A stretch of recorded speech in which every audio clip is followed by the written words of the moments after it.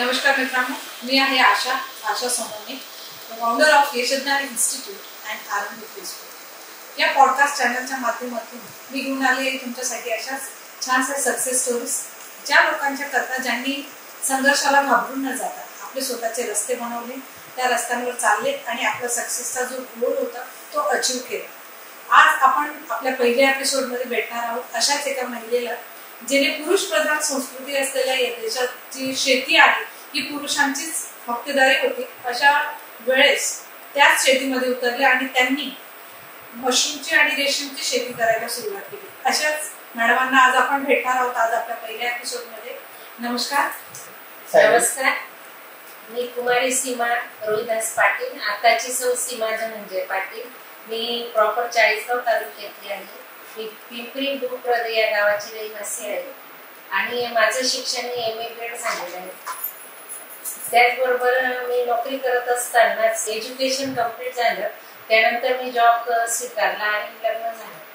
परंपरेने पुरुषांचं जे अस्तित्व असलेलं जे शेती क्षेत्र होतं त्याच्यामध्ये तुम्ही उतरण्याचा निर्णय कसा घेतला? म्हणजे तेही आता जर आपले मिस्टर जे अधिकारी आहेत, पुरुष अधिकारी तर मिस्टरांची चांगली नोकरी होती, सगळं व्यवस्थित होते. आता अधिकाऱ्याची बायको म्हटल्यानंतर या विचाराकडे कोणी जात नाही की मला शेती करायची किंवा मी काहीतरी दुसरं करेल.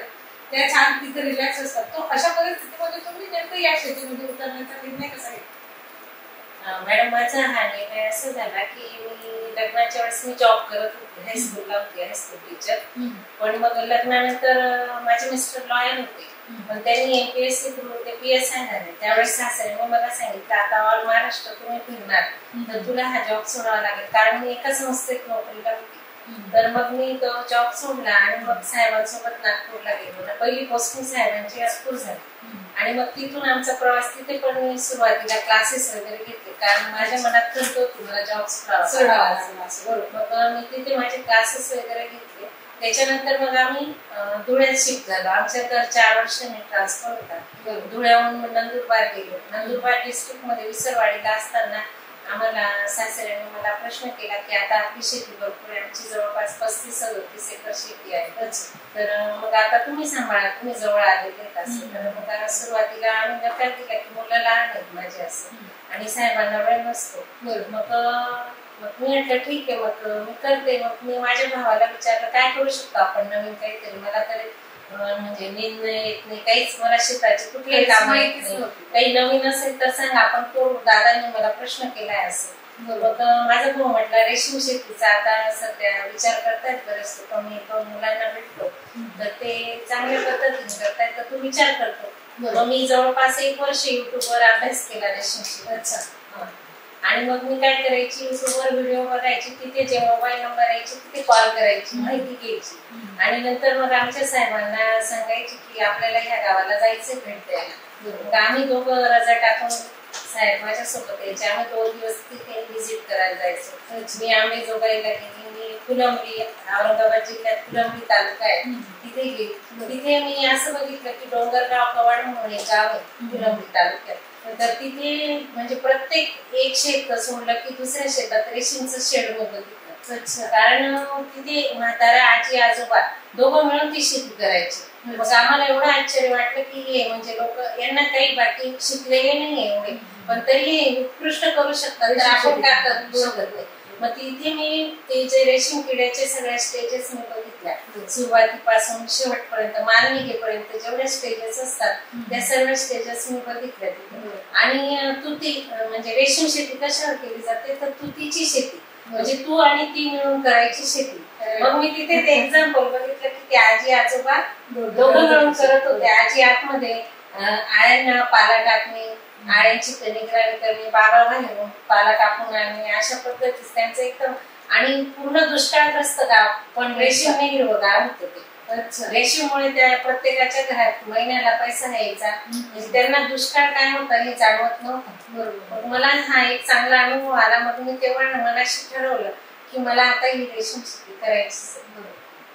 त्याच्यानंतर मी बुलढाणा जिल्ह्यात गेली. बुलढाणा जिल्ह्यात मौताळा तालुका आहे, तिथे प्रमोद पाटील म्हणून पितृतुल्य आहेत ते मला आज. तर त्यांचं जवळ ते MR म्हणून जॉब करायचे, पण त्यांनी शेतीकडे वळालं. त्यांचं 7.5 एकरचं रेशीमचं बघितलं. तर ज्या दिवशी आम्ही गेलो त्यांच्या शेडमध्ये 1000 अंडी पुंजीची बॅच चालू होती.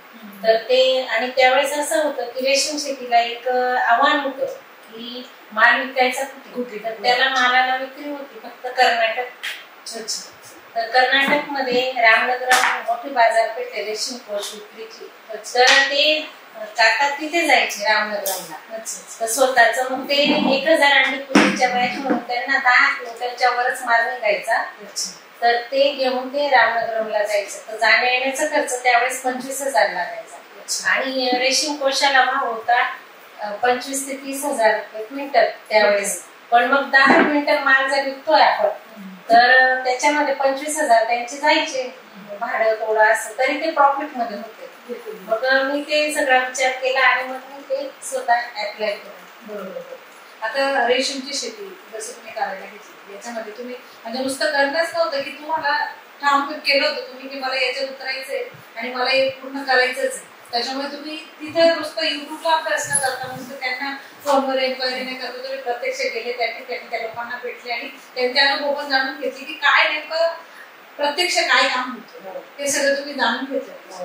आता शेती म्हटली की तुम्ही अगोदर जसं तुम्ही सांगितलं की मला शेतीतलं कुठलंही काम माहिती नव्हतं, एकतर नवरा अधिकारी शेतीचं मला काहीच माहिती नव्हतं, तरी सुद्धा हा निर्णय घेणं म्हणजे एक साहसी निर्णयच होता तो की मला शेतीत उतरायचंय.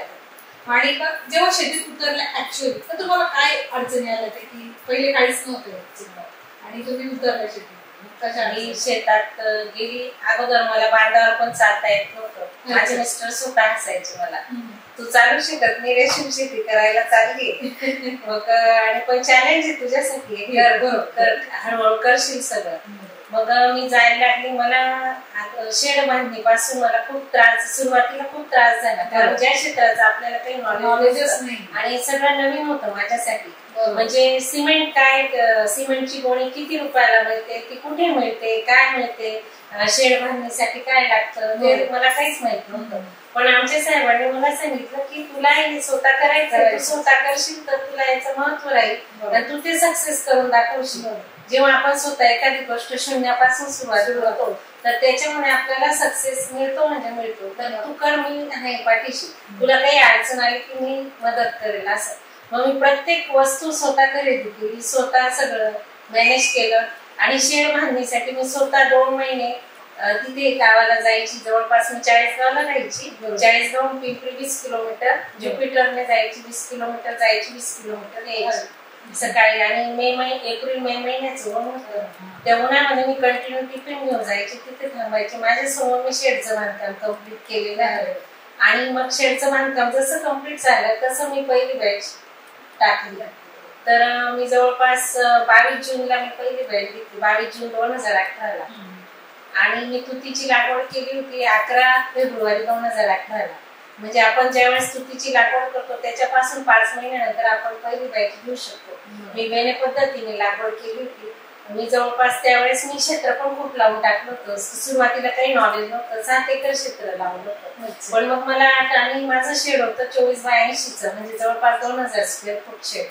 तर मग मला असं जाणवलं की तुतीच्या पानं भरपूर उपलब्ध आहे पण माझ्याकडे शेड कमी पडत आहे. अच्छा. आणि मग मी काय केलं, बाकीची तुती काढून टाकली आणि मग मी जवळपास 3 एकर तुती ठेवली. मग अगोदर मला हे जे मी आता सांगितलं प्रमोद पाटील साहेब जामनेरचे मधुकर पाटील आहेत, तर त्यांनी मला असं सांगितलं होतं की सुरुवातीला तुमचा 1-2 वर्षाचा कालावधी हा शिकण्यातच जाईल, कारण नवीन क्षेत्र आहे आणि तुम्हाला शून्यापासून सुरुवात केलेली, कारण रेशीम हे सगळ्यांसाठी नवीन ही परंपरागत शेती नाही. मी जेव्हा हे सुरू केलं त्यावेळेस परंपरागत शेतीला तडा देऊन मी नवीन सुरुवात केली. त्याच्यामुळे हे कोणालाच माहित नव्हतं, फक्त मला माहिती होतं आता पुढे काय करायचंय. कारण आपण दुसरी कपाशी लावली, बाजरी लावली, ज्वारी लावली, गहू लावला तर आपण इतरांना विचारू शकतो आता काय करायचं, पण याच्यामध्ये मलाच करायचं जरा. आता शेती म्हटल्यानंतर त्याच्यात मजूर, या कामासाठी ही शेती नवीन होती. तुम्ही परंपरागत जी तुमची शेती होती तिला ते चक्र अगदी क्लोजच केलं होतं. तुम्ही नवीन उतरल्या तुम्ही स्वतः नवीन, शेती तुमच्यासाठी नवीन आणि त्याच्यात शेती करण्याची पद्धतही नवीन. ही सगळ्यात त्रिसूत्री तुमचं चालू असताना तुमचं मजुरांचं आणि तुमचं गणित कसं बसवलं?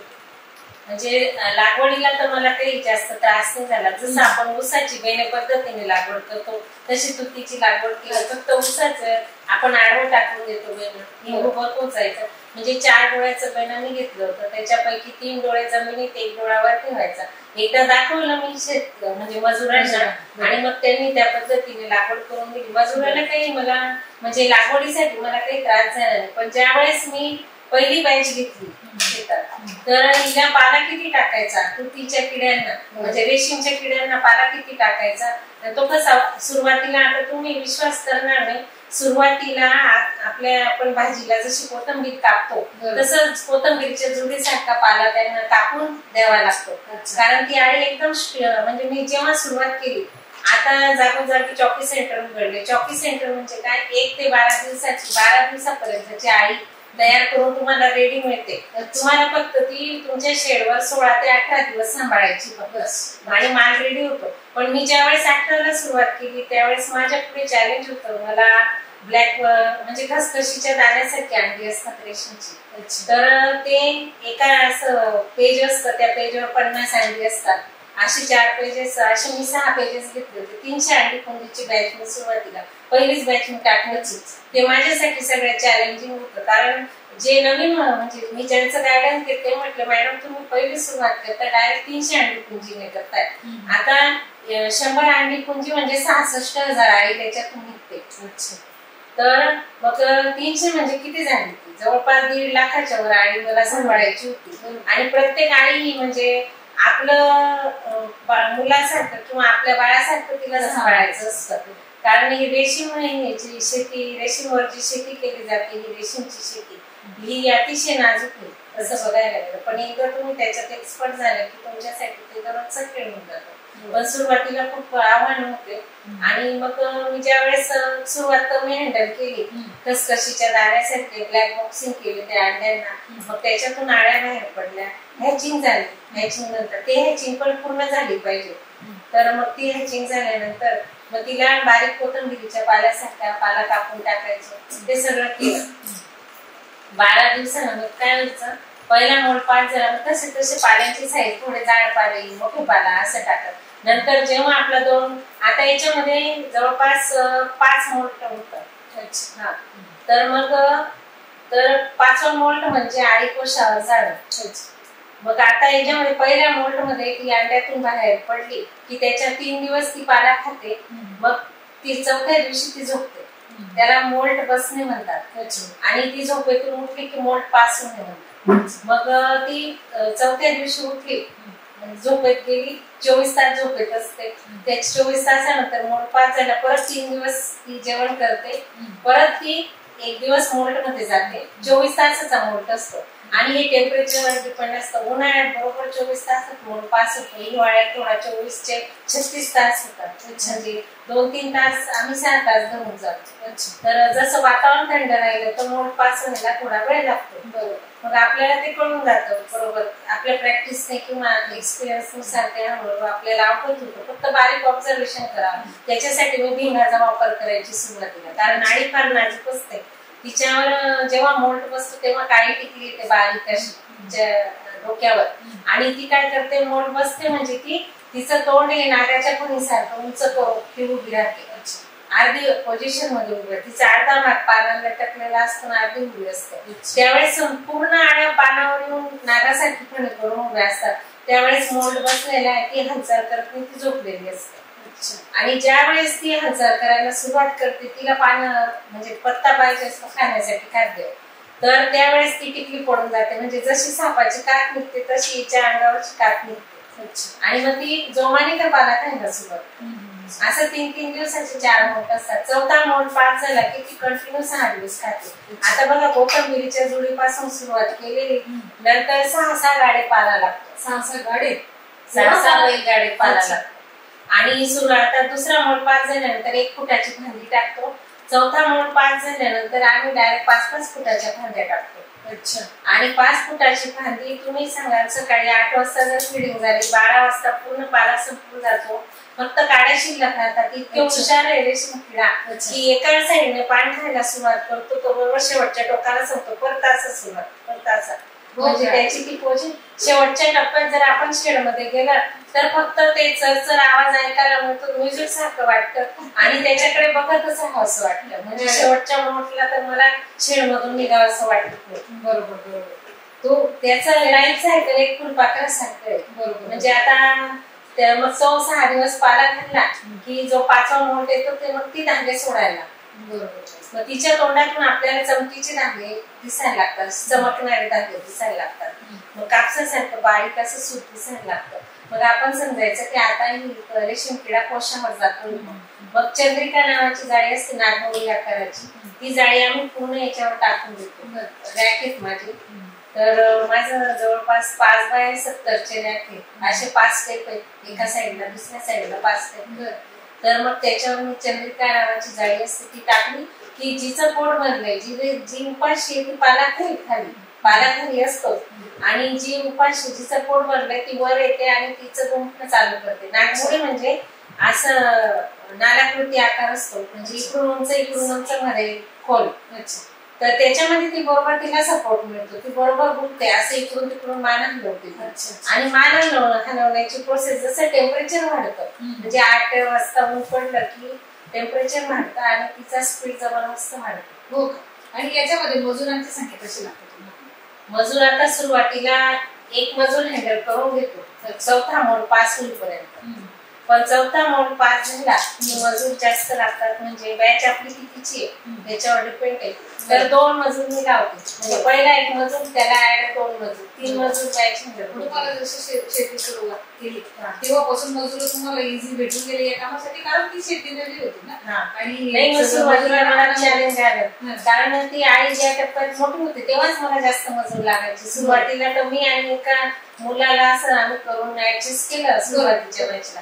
पण जेव्हा शेवटी जास्त मजूर लागलं 2 किंवा 3 त्यावेळेस मी बाहेरच्या आमच्या गावातले मजूर बघून ते पळून गेले अक्षरशः. की ते म्हणे एवढ्या आण्या बघून आम्हाला उलट्या होत्या, आम्हाला जेवणच जात.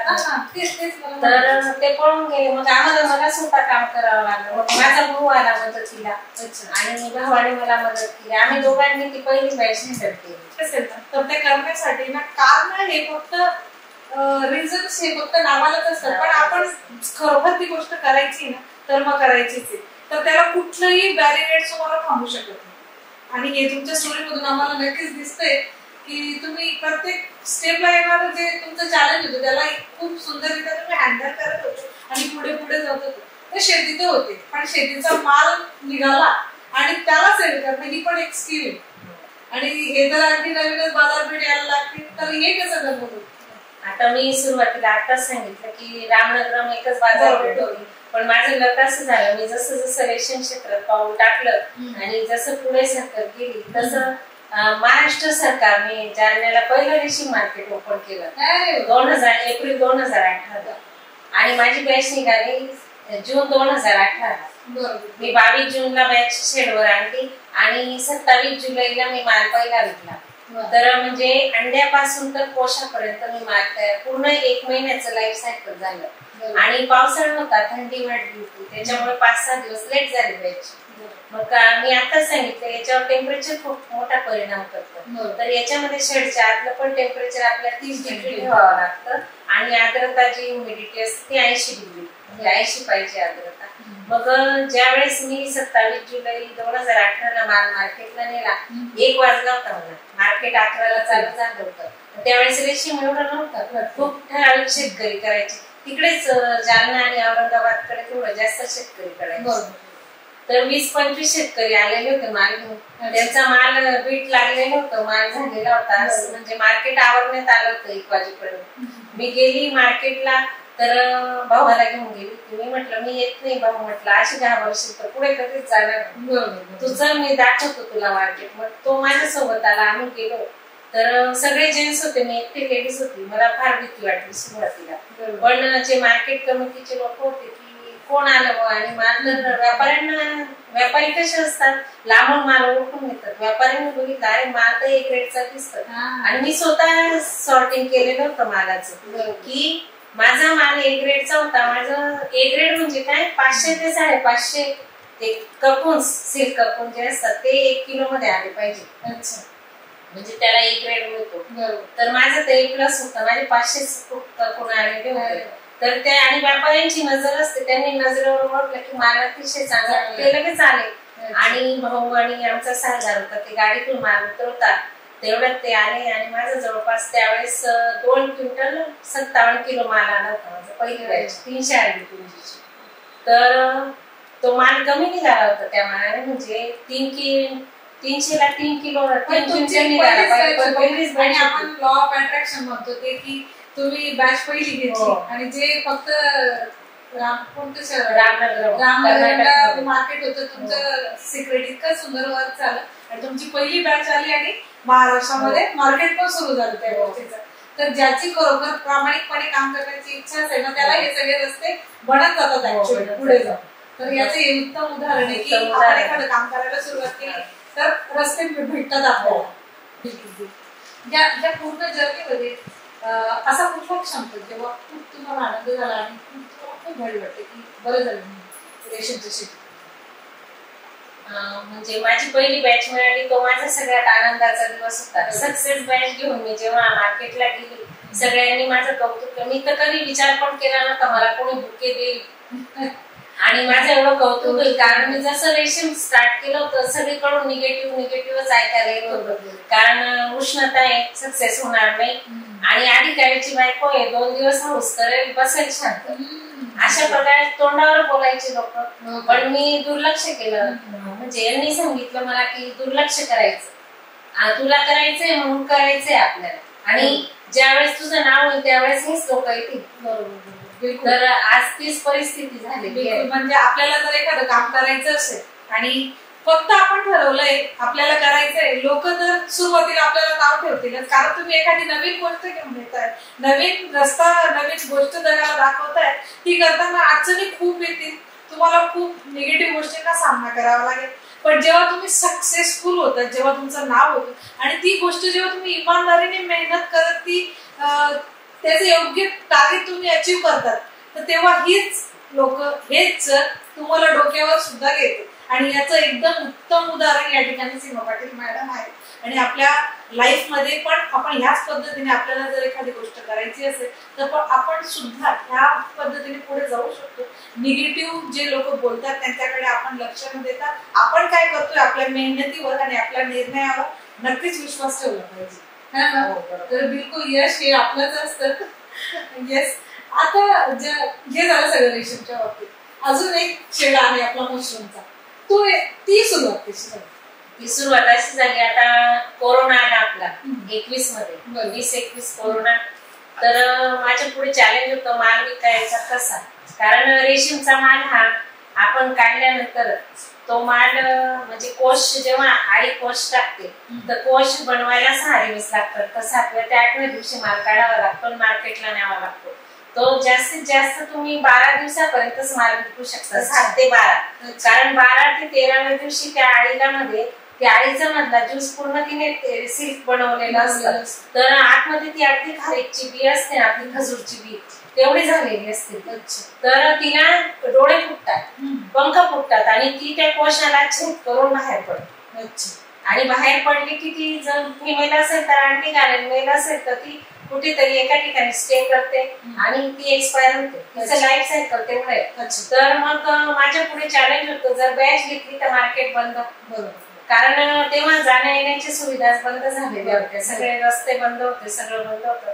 मग मी त्यावेळेस नागपूरमध्ये याचं मशरूमचं ट्रेनिंग घेतलं. अच्छा. तर मी असं शोधत राहते काहीतरी काय याला पर्याय अजून काय करता येईल. जर समजा उद्या मार्केटच ओपन नाही झालं, हा, तर मग मी मशरूमचं ट्रेनिंग घेतलं. तर ओएस्टर मशरूमचं ट्रेनिंग घेतलं. तर ओएस्टर मशरूम हे मेडिसिनल असतं. ओके. तर आपलं बटन मशरूम पूर्ण वेगळं आहे, ओएस्टर वेगळं आहे. तर हे आपण घरगुती पद्धतीने करू शकतो.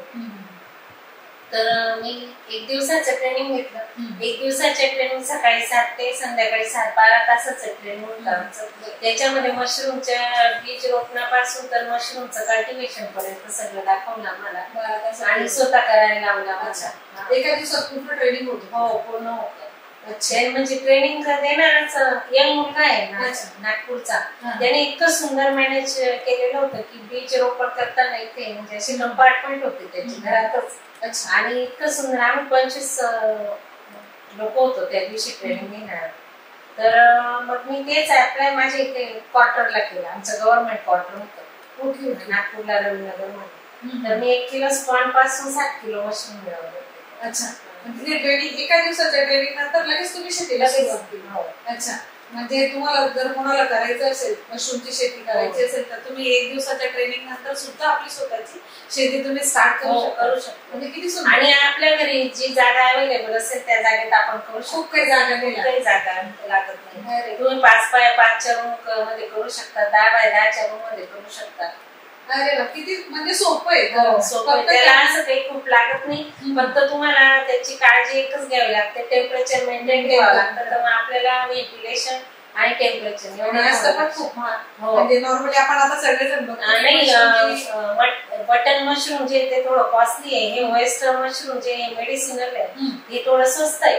पण मग आज आपल्याला जर आपला स्वतःसाठी छोटासा बिझनेस स्टार्ट करायचा आहे त्याच्यासाठी फार चांगलं. कारण प्रोटीनचा सगळ्यात बेस्ट सोर्स मशरूम आहे आज. आणि लोक आजकाल नॉनव्हेजला प्रिफर करत नाही, मशरूमला करतात. तर मी मशरूम आमच्या आजूबाजूला जे आमच्या ऑफिसर्स होते त्यांना पण दिले, आवडले त्यांना. त्याच्यानंतर मी स्वतः मशरूमचे पकोडे बनवले, लोणचं बनवलं, मशरूमची पावडर बनवून ठेवली वाळवून आणि ती प्रोटीन पावडर मुलांना दुधात पण दिली. म्हणजे एका दिवसाच्या ट्रेनिंग मध्ये ती शेती पण सुरू केली. त्याची इतके सगळे व्हेरिएशन्स पण तुम्ही आणले त्याच्यामध्ये. आणि मला रेशीमला पर्याय तो पण आहे. आता मी क्षेत्र वाढवलंय रेशीमचं, तुरीचं क्षेत्र वाढवलंय, मलबेरीचं प्लांटेशन मी आता 8 एकर केलंय. 8 एकर माझं दर महिन्याला आता बॅचेस चालू झाले आहे. मागच्या 3 महिन्यापासून माझ्या रेग्युलर बॅचेस आहेत. नाही तर वर्षातून 6 बॅचेस निघायच्या माझ्या. वातावरण 5 किंवा 6 बॅचेस. तर आता माझ्या दर महिन्याला बॅचेस सुरू झाल्या. आता सुद्धा मी मागच्या 3 महिन्यात 3 बॅचेस करून आता 4थी बॅच माझी शेडवर चालू आहे. तर म्हणजे प्लांटेशन वाढवल्यामुळे मला तो फायदा मिळाला. कारण आता मला अनुभव पूर्ण आलेला आहे. मी 18 पासून केलेलं आहे. आणि मला हे जे 2 मोठे व्यक्तींचे नाव सांगितले मी बुलढाण्याचे जामनेरचे, तर त्यांनी मला सांगितलं तर 3 ते 4 वर्ष तुम्हाला शिकायलाच लागतील. 4 वर्षानंतर तुम्ही एकदा जर ग्रीप पकडली मॅडम तर नॉनस्टॉप चालत. तर आता तसंच झालेलं आहे, माझं व्यवस्थित सगळं चालू. बिलकुल. आणि मी ते पण ऐकले की तुम्ही खूप ज्या लोकांना सुरू करायची शेती तर त्यांना तुम्ही पर्सनली जाऊन पण मला ज्यांनी मदतीचा हात मागितला मी मदत करते. आणि ज्यांनी फोनवर सुद्धा गाईड करते आणि फ्री ऑफ कॉस्ट करते. की कोणाला जर शेती करायची असेल आणि त्याला जर तुम्हाला काही हेल्प पाहिजे असेल तर काम तुम्हाला अवेलेबल आहेत. आणि त्याच्यासाठी ते कुठलाही चार्ज घेत नाही. ते फ्री ऑफ कॉस्ट शेतकऱ्यांना मदत करतात. तर मग तुम्हालाही शेती करायची असेल तर मॅडमांचे सोशल मीडियाचे लिंक्स आम्ही डिस्क्रिप्शन मध्ये टाकणार आहोत. तर तुम्ही मॅमला कॉन्टॅक्ट करू शकता. ओके. सो हे पण खूप सुंदर आहे मॅम. म्हणजे आता आहे ना निस्वार्थीवर कोणी काम करते. प्रत्येकाला आपल्या कामाच्या मोबदल्यात काही ना काही पाहिजे असतं. पण तुम्ही खूप जणांना ते पण गाईड करताय. तुमचे खूप सारे ट्रेनिंग्स पण याच्यात झालेले आहेत. आता मला एक प्रश्न मांडायचा आहे की मुली शेतकरी मुलगा नाकारतात. मी म्हणते तुम्ही शिकलेले आहेत ना स्वतः. मुलं पण आजकाल शिकलेलेच सगळे. वडिलोपार्जित शेती आहे प्रत्येकाची. तर शेतकरी मुलाला नाकारू नका. बिलकुल. तुम्ही त्याच्या जोडीने उभे राहा. आणि त्याच्याबरोबर भरपूर प्रकार आहे शेतीमध्ये करण्यासाठी नाविन्यपूर्ण असं. बरोबर. रेशीम शेती आहे, मशरूम आहे, आता फळ फार्मिंग येतंय परत, मोतीची. परत आता बघा शिकलेल्या लोकांनी केसरची शेती खूप सगळं. तर तुम्ही स्वतः जर शिकलेले ग्रॅज्युएट पोस्ट ग्रॅज्युएट आहेत तर शेतकरी मुलाला नाटक त्याच्याकडे सगळं आहे, जमीन आहे, सगळं आहे. तुम्ही फक्त त्याला साथ द्या आणि पुढे या. असं नाही की शेतकरी मुलं पुढे जाऊ शकत नाही, ते पण जाऊ शकतात. आणि या क्षेत्रात उद्योजकता पण खूप जास्त वाढते. म्हणजे आता मुलींसाठी पण हा खूप सुंदर लेसन आहे की आतापर्यंत वडील विचारायचे की तुम्हाला नोकरी आहे का, नोकरी मुलगा तुमच्यासाठी बघायचे नाही, म्हणजे नोकरी आहे का विचारतात आणि घरी 1-2 एकर तरी जमीन आहे का ते तुम्हाला, जमीन पण पाहिजे आणि नोकरी पण पाहिजे. 100 एकर बागायतीवाला मुलगा का नाकारतात. आणि मग ती शेती घेऊन मुली शेतात पण जात नाही. फक्त लग्न जुळवायच्या वेळेस विचारतात की शेती आहे. मुलांचं तेच रडगाणं आहे ऍक्च्युली आता सध्या, ती शेती विचारतात आणि तिला शेतात जायला नकोय पण तिच्या वडिलांना शेती हवी आणि नोकरी हवी. आणि आता जर तुम्हाला मिळत असेल एखादा शेतीवाला मुलगा तर नक्की चूज करा त्या मुलाला की शेतात जायची तयारी ठेवा. आणि या पद्धतीने पण तुम्ही एक सुंदर शेती करू शकता. तुम्ही रेशीमची शेती करू शकता, तुम्ही मशरूमची शेती करू शकता, तुम्ही आणि केसरची पण शेती करून तुम्ही करोडपती होऊ शकता लिटरली. येस. आणि याच्यात माझं म्हणजे एक झालं 2021 ला मला मी सांगितलं की माझं 2-3 वेळा इंटरव्ह्यू झाले, एक्झाम झाल्या त्याच्यातून माझं सिलेक्शन जिजामाता कृषी भूषण पुरस्कारासाठी झालं. आणि आता रिसेंटली पण खानदेश कृषी संदर्भात पुरस्कार मिळाला. तर तो मला 2021 चा पुरस्कार मागच्या वर्षी म्हणजे 29 सप्टेंबर 2024 ला दिला, कारण कोरोनामुळे बऱ्याच प्रोसेस लेट झाल्या. तर तो एक पुरस्कार मिळाला. तो पुरस्कार मिळाला त्या दिवशी म्हणजे मला तर आनंद होताच, पण माझ्या बरोबर आमच्या साहेबांना आणि माझ्या मुलांना खूप मोठा आनंद होता. सगळ्यांना खूप आनंद झाला. आणि या सगळ्या जर्नीमध्ये तुम्ही स्वतः खूप मेहनत घेत होते. आणि ते आता अवॉर्डचा विषय निघाला तुमचा. अवॉर्ड आता आपण बघतो ना तर खूप ठिकाणी असं कुठल्या ना कुठल्या नावाने पैसे पहिले विचारले जातात आणि मग अवॉर्ड. पण ती तुम्हाला कॉल केला आपला फोन केला का मी अवॉर्ड पेड होते का? मला नाही मॅम, मी सांगते की आजपर्यंत जेवढे पण मला पुरस्कार मिळाले त्याच्यामध्ये कुठल्याही प्रकारचं मी कोणाला पैसे दिले नाही किंवा पैसे देऊन अवॉर्ड घेतले नाही. मी अधिकाऱ्याची पत्नी हे नंतर कळतं लोकांना. मी आमच्या साहेबांचा उल्लेख पण कुठे करत नाही. आणि म्हणजे मला एका मागून एक हे कसं मिळत गेले एक असं सूत्र मी सांगितलं ना, पाऊल उचलायचं उशीर आपल्याला मार्ग. तर हे मला म्हैसूरवाल्यांनी माझा रेफरन्स जळगाव जिल्ह्याला दिला तेव्हा हा पुरस्कार. पण मी स्टेप बाय स्टेप माझ्या एक्झाम सुरुवातीला पुरस्काराच्या बाबतीत आम्ही बोललो. त्याच्यानंतर आपण ठरवतो आपण अशा प्युअर लोकांना शोधायचं आणि मग त्यांना आपण खरोखर त्यांच्या कामाची दखल घ्यायची आणि खरोखर त्यांच्या स्टोरीज दुसऱ्यांच्या लाईफ मध्ये इन्स्पिरेशन आणताय तर मग आपण प्रेझेंट करायचं. कृषी खात्याकडूनच माझं नाव सुचवलं जातं. मग ते टीम येते, मला कॉल येतो की आम्ही तुमच्या शेडवर येतोय. मग मी सांगते मी आज आहे इथे. प्रोसेस ते प्रत्यक्ष बघतात त्याच्यानंतर. आणि आता हे मला मिळाला मागच्या महिन्यामध्ये तो खानदेश कृषी सम्राट पुरस्कार, तो फेब्रुवारीत मला विचारणा झाली. बरोबर. त्याच्यानंतर ती प्रोसेस आता मी तर विचार पण केला मग तो मला मिळेल. पण मला एक 8 दिवस पहिले कॉल आला की तुमचं सिलेक्शन झालेलं आहे, तुम्हाला आमचं आमंत्रण द्यायला एक प्रतिनिधी येईल आमचा रिप्रेझेंटेटिव्ह आणि तुम्हाला त्या दिवशी यायचं असेल. ही इतकी सुंदर जर्नी, इतकं शिकण्यासारखं या जर्नी मधून. आणि आमचं जे पॉडकास्ट चॅनल आहे यशोगाथा विथ आशा, याच्या लॉन्चिंग एपिसोड साठी याच्यापेक्षा सुंदर स्टोरी आपल्याला मिळालेली असते. इतकं सुंदर इन्स्पिरेशनल सगळी स्टोरी आहे आणि खूप लोकांना, खूप लेडीज, खूप जेंट्सला याच्यातून ओपनिंग्स मिळणार आहे.